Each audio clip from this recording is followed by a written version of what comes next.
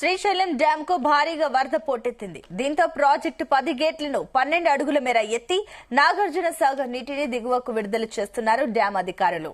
ఎగువ పరివాహక ప్రాంతాల్లో కురుస్తున్న భారీ వర్షాలతో శ్రీశైలం జలాశయానికి పోటెత్తింది. ఎగువ ఉన్న జూరాల ప్రాజెక్టు నుంచి 2,32,687 క్యూసెక్ల వరద నీరు వచ్చి చేరుతోంది. సుంకేసుల నుంచి 1,36,587 క్యూసెక్లు, హైంద్రీవ నుంచి 3,770 క్యూసెక్కుల వరద నీరు వచ్చి చేరుతుంది.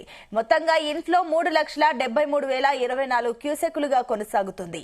దీంతో ప్రాజెక్టు 10 రేడియల్ క్రస్ట్ గేట్లను 12 అడుగుల మేర ఎత్తి నాగార్జున సాగర్ కు నీటిని విడుదల చేస్తున్నారు. శ్రీశైలం ప్రాజెక్టు గరిష్ట స్థాయి నీటి మట్టం 885 అడుగులు కాగా ప్రస్తుతం 881.70 అడుగులకు చేరుకుంది. ప్రాజెక్టు కుడి, ఎడమ జల విద్యుత్ కేంద్రాలలో విద్యుత్ ఉత్పత్తి చేస్తున్నారు. ప్రాజెక్టు నుంచి 3,70,158 క్యూసెక్కుల నీటిని దిగువకు విడుదల చేస్తున్నారు అధికారులు.